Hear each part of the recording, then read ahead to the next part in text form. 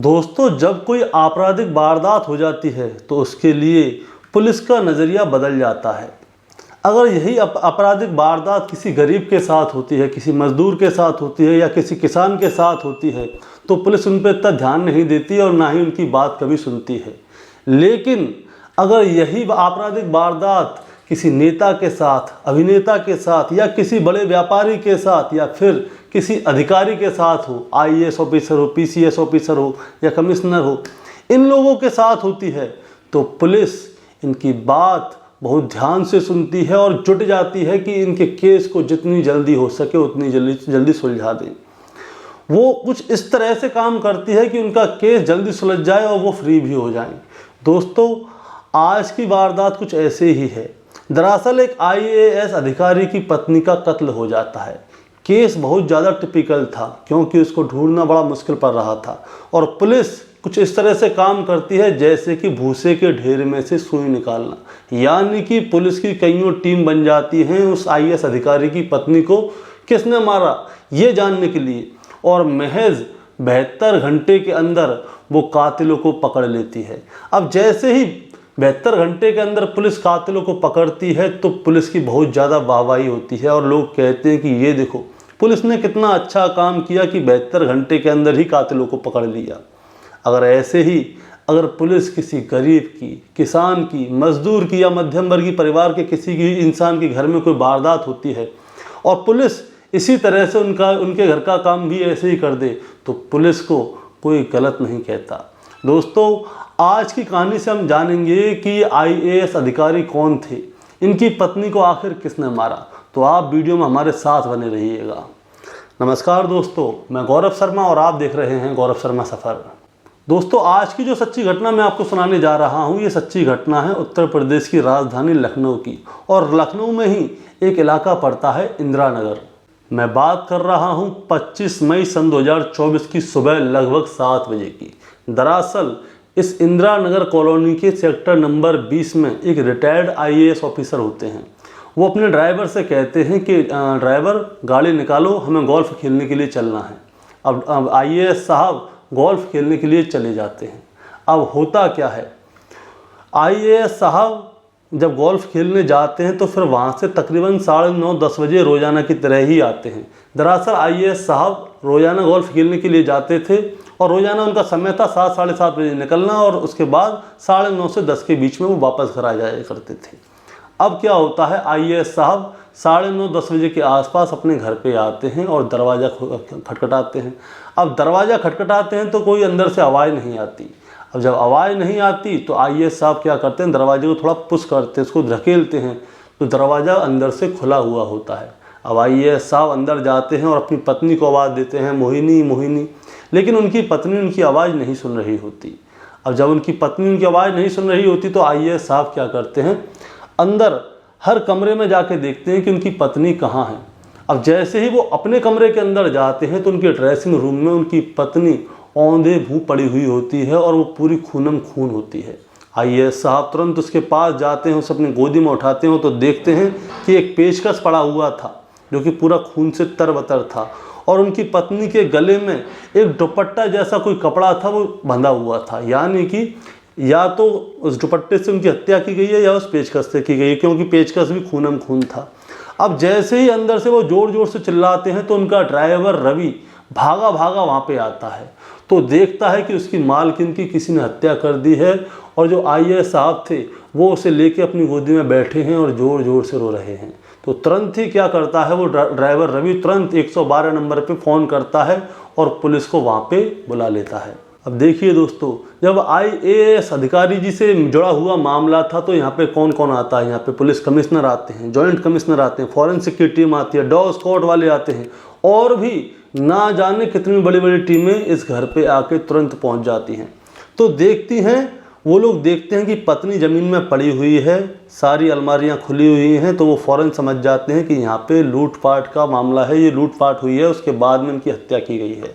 लेकिन जो आईएएस अधिकारी जी की पत्नी जो थी 58 साल की, इनका नाम मोहिनी दुबे था, उनके जो शरीर पे जो गहने थे वो जैसे के तैसे थे, उन गहनों को किसी ने चुराया नहीं था। अब ये पुलिस की जिम्मेदारी बन जाती है, क्योंकि ये अधिकारी के घर से जुड़ा हुआ मामला है। तो वो चाहते हैं कि जल्दी से जल्दी ये केस सुलझे और इस केस में किस किस का हाथ है वो सबका नाम सामने आए। अब पुलिस वाले क्या करते हैं, इस मामले की जांच पड़ताल करना शुरू करते हैं। वो घर की एक एक चीज़ को देखते हैं कि क्या क्या चीज़ कहाँ से गायब हुई है। तो वो देखते हैं कि घर में सारा सामान बिखरा हुआ पड़ा था। जो अलमारियाँ थीं वो खुली हुई पड़ी थी और उनके अंदर से नकदी, कैश और ज्वेलरी वो सब गायब थी। अब पुलिस उस महिला के पास जाते हैं तो देखते हैं कि वो महिला खूनम खून हुई पड़ी है। तो लगता है कि किसी धारदार चीज़ से उस महिला के ऊपर हमला किया गया है। उस महिला के गले में एक चुन्नी यानी कि दुपट्टा लपटा हुआ था, वो उसका गला बिचा गया था। अब पुलिस समझ जाती है कि महिला की मौत किसी धारदार हथियार से हुई है या फिर दुपट्टे से गला घोंटकर हुई है। अब इस केस को सुलझाया कैसे जाए। अब पुलिस के लिए ये एक प्रश्न बन जाता है कि आखिर IAS के अधिकारी की हत्या की तो किसने की। अब थोड़ी ही देर में पता चलता है कि वहाँ पे मीडिया आ जाती है। जैसे ही मीडिया आती है तो सब जगह शोर हो जाता है कि उत्तर प्रदेश की राजधानी लखनऊ में एक IAS की पत्नी की ऐसे ऐसे करके हत्या कर दी है और घर में लूटपाट हुई है। अब IAS अधिकारी जी के बारे में पता चलता है कि ये प्रयागराज में कमिश्नर के पद पर भी रह चुके हैं और साथ ही रायबरेली हो चाहे और भी अन्य ज़िले हों, वहाँ पे ये DM भी रह चुके हैं। अब जब DM साहब की पत्नी यानी कि कमिश्नर साहब की पत्नी की हत्या का मामला सामने आया तो पुलिस इस काम में जुट जाती है। पुलिस क्या करती है, इनके परिवार के लोगों से जांच पड़ताल करना शुरू करती है, इनके आसपास के लोगों से जांच पड़ताल करना शुरू करती है। तो पता चलता है जो मोहिनी दुबे थी ये IAS अधिकारी जी की दूसरी पत्नी थी और इनकी जो दूसरी पत्नी थी उनका नाम था मीना, जिनकी मृत्यु सन 2004 में हो गई। IAS अधिकारी और मीना के 2 बच्चे हैं, जिसमें कि एक बेटे का नाम प्रांजल होता है जो कि अपने बच्चे और परिवार के साथ नोएडा में रहते हैं और उनका दूसरा बेटा है, उसका नाम प्रतीक है, वो भी बाहर ही काम करता है।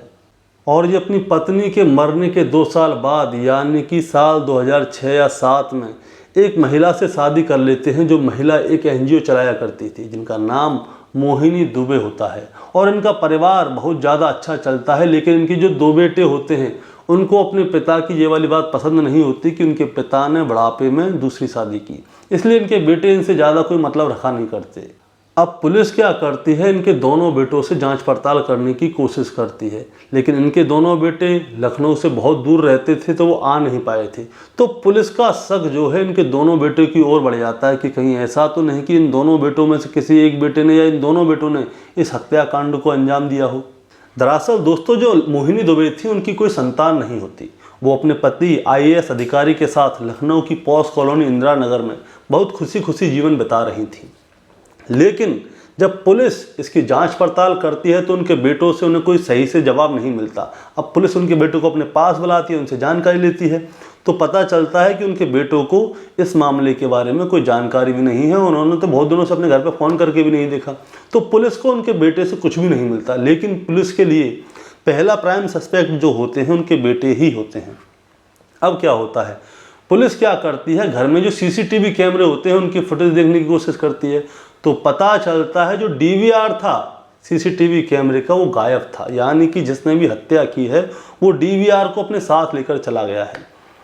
अब पुलिस कहती है कि जो भी है, जिसने भी घटना को अंजाम दिया है वो कोई बाहर का नहीं है, वो इसी घर का है, क्योंकि उसे पता था कि CCTV कैमरे में फुटेज आएगी तो DVR कहाँ है और वो DVR को अपने साथ लेकर वहाँ से चला गया है।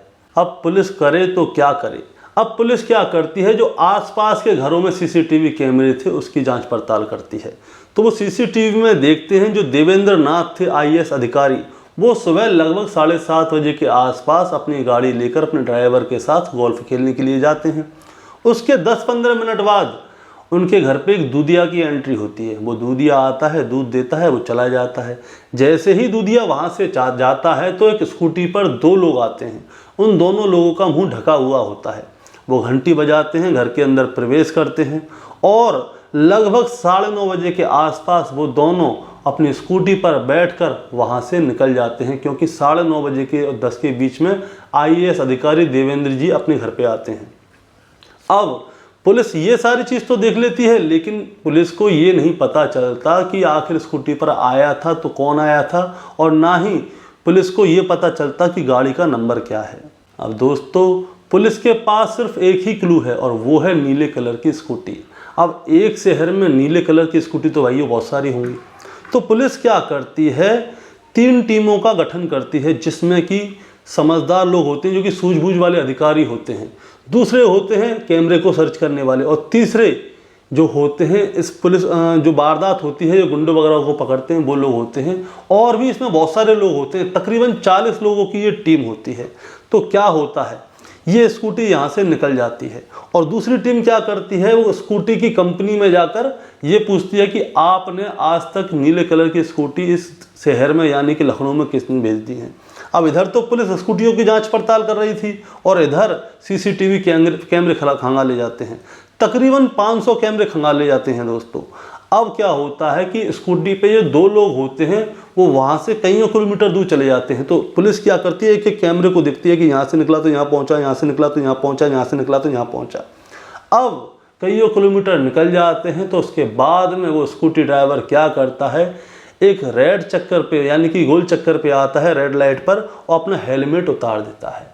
अब जैसे ही वो हेलमेट उतारता है तो उसका चेहरा कैमरे में आ जाता है। अब पुलिस के पास 2 क्लू थे, एक तो उसका चेहरा और दूसरा वो स्कूटी। अब उसके फ़ोटो को जो IAS अधिकारी थे देवेंद्र जी, उनके परिवार को दिखाया जाता है कि क्या आप इसे जानते हैं, तो वो साफ मना कर देते हैं कि हम लोग इसे नहीं जानते। अब पुलिस को इधर से उस कातिल का फ़ोटो मिल चुका है, यानी कि पुलिस के पास 2 क्लू हो गए, एक स्कूटी और दूसरा वो कातिल का चेहरा। अब दूसरी साइड में जब कंपनी से पूछा जाता है कि आपने अब तक लखनऊ में या लखनऊ के आसपास में नीले कलर की कितनी स्कूटी निकाली हैं, तो कंपनी से पता चलता है कि टोटल उन्होंने 1060 स्कूटियाँ निकाली हैं। अब 1060 स्कूटी के लिए दोस्तों पुलिस क्या करती है, 1060 लोगों को उनके नाम ढूंढती है, उनका पता ढूंढती है, उनके घर पे पुलिस एक एक के घर पे जाती है और पूरी जांच पड़ताल करती है कि कौन कब कहाँ था और वो क्या कर रहे थे। अब इन 1060 में से 3 स्कूटी वाले चुने जाते हैं कि इन लोगों के ऊपर पुलिस वालों को ज़्यादा शक है। अब उन 3 में से जो एक व्यक्ति होता है जो कि कैंट इलाके में घोसियाना एक जगह है वहाँ पे रहता है, उसका नाम था रंजीत। अब पुलिस क्या करती है, वो रंजीत के घर पे जाती है और रंजीत का दरवाज़ा खटखटाती है। जैसे ही दरवाज़ा खुलता है तो रंजीत घर पे नहीं होता, उसका भाई होता है। भाई जैसे ही पुलिस को देखता है तो वहाँ से भागता है। अब जैसे ही वो वहाँ से भागता है, पुलिस उसको तपाक सीना पकड़ लेती है, उसको 2 थप्पड़ लगाती है और पूछती है, बता क्यों भागा, तूने किया था ना वो खून। तो पता चलता है कि जो रंजीत का भाई था उसने कोई चोरी वोरी की थी, इसकी वजह से उसको पुलिस से डर लगा। तो रंजीत का भाई कहता है कि साहब मेरा इस खून से कोई लेना देना नहीं है और ये स्कूटी मेरी नहीं है, मेरे भाई रंजीत की है। अब चाहो तो रंजीत से एक बार जाके बात कर लो। अब रंजीत के पास जाती है पुलिस। तो जैसे ही पुलिस रंजीत के पास जाती है तो उसके चेहरे को देखते ही पुलिस के होश उड़ जाते हैं। दरअसल दोस्तों, जो रेड लाइट पे जिस आदमी ने अपना हेलमेट उतारा था वो कोई और नहीं, वो रंजीत ही था। अब रंजीत का चेहरा उस फोटो से मिल जाता है। दरअसल उस दिन क्या हुआ था, रंजीत की दाढ़ी बढ़ रही होती है, बाल बड़े होते हैं, तो जैसे ही पुलिस अपना मोबाइल निकालती है रंजीत से चेहरा मैच हो जाता है। अब पुलिस रंजीत को उठाकर पुलिस चौकी लेकर आती है अपने साथ। अब उसके फ़ोन की CDR निकाली जाती है तो पता चलता है घटना के दौरान उसका फ़ोन घर पे था और रंजीत रास्ते में था। इसका मतलब यह है कि रंजीत ने अपना फ़ोन अपने घर पे छोड़ दिया और उसके बाद में घटनाक्रम को अंजाम दिया। उसके बाद में वो वहाँ से निकलता है और हेलमेट हटाता है तो CCTV में उसकी शक्ल कैद हो जाती है। अब पुलिस क्या करती है कि अब उसका CDR मोबाइल की दोबारा से निकलवाती है और ये जानकारी लेती है कि वो किससे बात किया करता था। तो दोस्तों, पुलिस को एक और चौंकाने वाला सच सामने नज़र आता है। पुलिस को पता चलती है कि इसकी बात एक लड़के से चल रही थी जिसका नाम था अखिलेश यादव। अब अखिलेश यादव कौन था? अखिलेश यादव दोस्तों पिछले 16 या 15 साल से इसी IAS अधिकारी के घर पे काम कर रहा था। अब पुलिस को ये वाली बात पता चलती है कि अखिलेश यादव इसी IAS अधिकारी के यहाँ पे काम कर रहा था, तो पुलिस अब अखिलेश यादव को ढूंढना शुरू करती है। तो बड़ी मशक्क़त के बाद में अखिलेश यादव पुलिस के हाथ पड़ता है। अब अखिलेश यादव से पूछा जाता है कि तुमने इस घटना को अंजाम दिया तो दिया क्यों? तो अखिलेश यादव बताता है कि इस घटना से तकरीबन 2-4 महीने पहले ही उसकी शादी थी और अखिलेश यादव कईयों सालों से उनके घर पे काम कर रहा था। तो अखिलेश यादव को उम्मीद थी कि ये आईएएस अधिकारी उनको कम से कम 3-4 लाख रुपए शादी के लिए दे देंगे, लेकिन इन आईएएस अधिकारी ने सिर्फ 21,000 रुपये उनको दिए। तो उससे क्या है, अखिलेश यादव का दिमाग खराब हो गया। अब शादी के लिए उसके पास पैसे नहीं थे तो उसने मार्केट से कर्जा पे पैसे उठाए। अब कोई दिक्कत नहीं है। तो होता क्या है, घटना से थोड़े दिन पहले की बात है, आईएएस अधिकारी की पत्नी मोहिनी को कहीं किसी प्रोग्राम में जाना होगा, तो वो अपने सारे गहने अपने बेड पर सजा के रखती हैं। तब वो उस गहनों को उस बेड पे सजा के रखती हैं। तो अखिलेश यादव क्या करता है, किसी काम से घर के अंदर आता है तो देखता है कि बेड पर बहुत सारे गहने रखे हुए हैं। दोस्तों, उन गहनों की कीमत कम से कम 1 करोड़ रुपए थी और उसमें बहुत सी देसी और विदेशी करेंसी भी थी। तो अखिलेश यादव के मन में क्या होता है, लालच आ जाता है। अब उसने देखा कि मालकिन के पास तो करोड़ों रुपए के गहने हैं, तो उसके मन में एक प्लानिंग आती है कि क्यों ना इन गहनों को लूट लिया जाए। अगर मैं इन गहनों को लूट लूँगा तो मेरा कर्जा भी चुक जाएगा और मेरी ज़िंदगी जो है बहुत अच्छी गुजरेगी। अब अखिलेश क्या करता है, वो अपने दोस्त रंजीत के पास जाता है और बताता है कि ऐसे ऐसे करके एक घर है और उस घर में हमें लूट करनी है, अगर तुम मेरा साथ दोगे तो आधा आधा हिस्सा हम दोनों रख लेंगे। अब रंजीत क्या करता है, इसी मामले के लिए तैयार हो जाता है। वो ठीक है भैया, क्योंकि अब रंजीत के ऊपर भी कर्जा था। अब इन दोनों की प्लानिंग ये थी कि घर में से लूट करेंगे, उसके बाद में आधा आधा पैसा बांट लेंगे, उसके बाद में अपना कर्ज चुका देंगे। दोस्तों, अखिलेश का भाई जो था वो था रवि। रवि वही था जो आईएएस अधिकारी के साथ में सुबह 7 साढ़े 7 बजे के आसपास गोल्फ खेलने के लिए गया था। घर में और भी नौकर थे, लेकिन उस दिन जिस दिन घटना हुई थी उस दिन घर में कोई भी नौकर नहीं था। इन सब की पहले ही पूरी प्लानिंग थी कि क्या करना है क्या नहीं करना। रवि क्या करता है, घर की रेकी करता है कि अधिकारी साहब, आईएएस अधिकारी वो जब जाएंगे तो मैं उन्हें फ़ोन कर दूंगा, उसके बाद तुम लोग आ जाना। बीच में दूधिया आएगा, दूधिया का ध्यान रखना, दूधिया चले जाए उसके बाद आना। अब क्या होता है, जैसे ही 7 साढ़े 7 बजे के आसपास रवि आईएएस अधिकारी को लेके जाता है गोल्फ खेलने के लिए, तो वो इधर से अखिलेश को फ़ोन कर देता है कि अभी थोड़ी देर में दूधिया आएगा। दूधिया नहीं आया, दूधिया के बाद जाना। अब क्या होता है, कोई दिक्कत नहीं। अब दूधिया आता है, दूध देता है और चला जाता है। अब इधर से अखिलेश और रंजीत एक स्कूटी पर आते हैं, इनका चेहरा ढका हुआ होता है, गेट खुलवाते हैं। तो मालकिन जो थी मोहिनी, वो इनको जानती थी। तो वो जैसे ही देखते हैं, उसने बोली, हाँ बेटा अखिलेश आज सुबह ही सुबह कैसे? तो वो बोलता है कि ये मेरा दोस्त रंजीत है, इसको काम की ज़रूरत है और बहुत ज़्यादा परेशान है। तो वो औरत जो थी बहुत अच्छी इंसान थी। तो वो कहती हैं, ऐसा पहले घर के अंदर आओ, चाय वाय पियो, उसके बाद में काम की बात करते हैं और तुम चिंता मत करो, तुम्हारा काम हो जाएगा। अब क्या होता है, जैसे ही अखिलेश और रंजीत घर के अंदर प्रवेश करते हैं तो वो मोहिनी के पैर छूने की कोशिश करते हैं। जैसे ही वो पैर छूते हैं तो मोहिनी आशीर्वाद के लिए हाथ उठाती है, तो वो आशीर्वाद नहीं लेते, उनके पास एक पेचकस होता है। वो पेचकस को लेके जोर जोर से मोहिनी के शरीर में जगह जगह गाड़ने लगते हैं ताकि मोहिनी की मौत हो जाए। लेकिन अभी क्या है, मोहिनी में जब पेचकस गाड़े जा रहे थे, कईयों बार किए गए, तो मोहिनी तड़प रही थी, उसके मुंह में से आवाज़ निकल रही थी। अब उसकी आवाज़ कहीं बाहर न चली जाए, तो इन दोनों ने क्या किया, मोहिनी के गले में एक दुपट्टा था, उस दुपट्टे से जोर जोर से उसे खींचने लगे ताकि मोहिनी की आवाज़ तक बाहर ना निकले, और ये कंफर्म किया कि मोहिनी मरी कि नहीं मरी। मोहिनी मर जाती है। अब क्या होता है, ये सारे घर की रेकी करते हैं, पूरे घर में तलाशी लेते हैं, जितनी भी अलमारी होती है उन सबको ढूंढ डाल जाते हैं। तो मोहिनी की अलमारी में उनको कम से कम 1 करोड़ रुपए के सोना चांदी मिलता है, वो सबको भर लेते हैं। अब सबको भर लेते हैं तो कहते हैं कि देखो भाई, मैं तो इस घर में आता जाता रहता हूँ। तो वो क्या करता है, अखिलेश यादव घर की जिस चीज़ को हाथ लगाता है उस चीज़ को बाथरूम में लेके जाता है, उन सबको धोता है अच्छी तरह से। यहाँ तक कि जो मोहिनी थी आईएएस अधिकारी की पत्नी, उनके शरीर को भी उठा के बाथरूम में ले जाता है, उनको भी धो धा के वहीं ड्रेसिंग में फेंक देता है। अब ये दोनों क्या करते हैं, चुपचाप निकलते हैं, बैग भरते हैं स्कूटी पे। तकरीबन 9:30 बजे रवि का भाई था अखिलेश, तो वो पहले ही बता देता कि हाँ जी हम निकल रहे हैं, अब तुम निकलो वहाँ से, काम हो गया। तो रवि इधर से आता है आईएएस अधिकारी को लेके, ये लोग यहाँ से चुपचाप निकल जाते हैं। अब ये लोग यहाँ से निकल जाते हैं, अब अधिकारी साहब आते हैं। अधिकारी साहब घर पे आके देखते हैं कि उनकी पत्नी मरी पड़ी है। उसके बाद में पुलिस को बुलाया जाता है, फिर घटनाक्रम के बारे में ऐसे ऐसे खुलासा होता है। अब दोस्तों, जब आईएएस अधिकारी साहब की पत्नी मर जाती है तो सबसे पहले जो उनका नौकर, जो ड्राइवर होता है रवि, वो अपने भाई अखिलेश को फ़ोन करता है और सबसे पहले जब पुलिस आती है तो अखिलेश की ही एंट्री होती है। अब जैसे ही अखिलेश की एंट्री होती है तो वो आईएएस अधिकारी की पत्नी को देख के दहाड़े मार मार कर रो रहा होता है।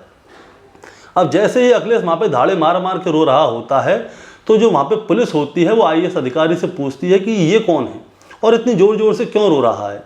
तो दोस्तों आईएएस अधिकारी क्या कहते हैं, वो कहते हैं कि जो मेरी पत्नी है वो इसकी बहुत मदद किया करती थी।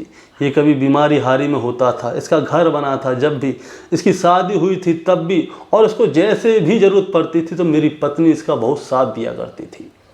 और जो अखिलेश था वो बहुत ज़ोर ज़ोर से रो रहा था।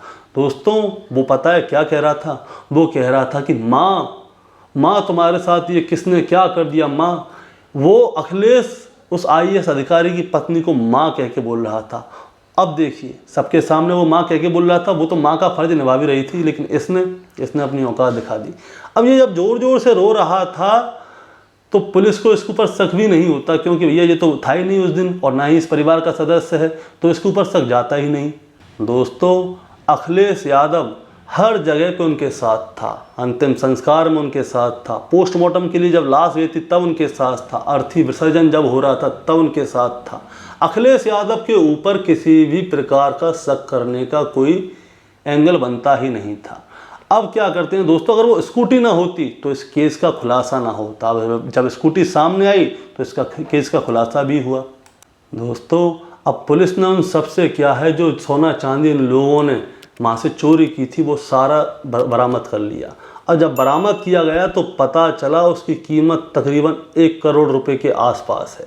अब पुलिस उनसे पूछती है कि तुमने पूरे घर की तो तलाशी करके पूरा सोना चांदी निकाल लिया, लेकिन जो मोहिनी है, जो आईएएस अधिकारी की पत्नी है जिसकी तुमने हत्या की है, उनके शरीर पर जितना सोना चांदी है, चाहे मंगलसूत्र है, सोने की कड़े हैं, टॉक्स हैं, कुंडल हैं, सब कुछ हैं, वो तुमने क्यों नहीं उतारे। तो दोस्तों वो लोग कहते हैं कि हमने पूरे घर में से जितना सोना चांदी था वो निकाल लिया, तो हमारी इनके ऊपर नज़र ही नहीं पड़ी कि इनने सोना चांदी पहना है कि नहीं पहना, जबकि वो उस सोने चांदी के ज़्यादा करीब थे और अलमारी का सोना चांदी दूर था, लेकिन उन्होंने इतना सोना उठा लिया था कि उसको ज़रूरत नहीं पड़ती कि जिस औरत ने कितना सोना चांदी पहना हुआ है नहीं पहना हुआ, उनका ध्यान ही नहीं जाता। दोस्तों इस घटनाक्रम में 3 लोगों की साझेदारी होती है। पहला होता है अखिलेश, जो कि इनके यहाँ पे पहले 12-13 साल से काम कर रहा होता है। दूसरा होता है उसका दोस्त रंजीत, जो कि उसके घर के आसपास उसके इलाके का रहने वाला था। और तीसरा वो था जो कि इनके घर के अंदर ही था और उस घर की पूरी रेकी कर रहा था, जो कि फ़ोन कर कर के बता रहा था कि आईएएस अधिकारी निकल गए, मैं आ रहा हूँ, तुम अपना काम को करो। दोस्तों पुलिस ने महज 72 घंटे के अंदर इस घटनाक्रम का खुलासा कर दिया। अब जो कातिल जो होते हैं जब यहाँ से निकलते हैं तो वो G20 मार्ग की तरफ होकर निकलते हैं और उसके बाद अहिमा मार्ग चौराहे से होते हुए कैंट की ओर निकलते हैं। तो रास्ते में एक एकाना नाम की जगह पड़ती है, तो एकाना के पुल के ऊपर जाके जो उनके पास जो भी हथियार थे जिससे कि उन्होंने उस महिला का खून किया था और भी जो भी सामान था, उस सामान को सबको पुल से नीचे फेंक देते हैं ताकि पकड़े ना जाएं। दोस्तों कहा यह जाता है कि कातिल चाहे कितना भी होशियार क्यों ना हो, लेकिन अगर पुलिस अपने पे आ गई तो कातिल कितना भी होशियार हो वो उसे पकड़ के मानती ही है, चाहे समय थोड़ा लग जाए ज़्यादा, लेकिन वो कातिल को छोड़ती नहीं है, पकड़ती ही है। और इस कहानी में भी कुछ ऐसा ही होता है। मेन बात थी कि ये कहानी जो है एक बड़े अधिकारी से जुड़ी हुई है। अब बड़े अधिकारी से जुड़ी हुई है तो पुलिस ने महज 72 घंटे के अंदर ही इस केस का खुलासा कर दिया।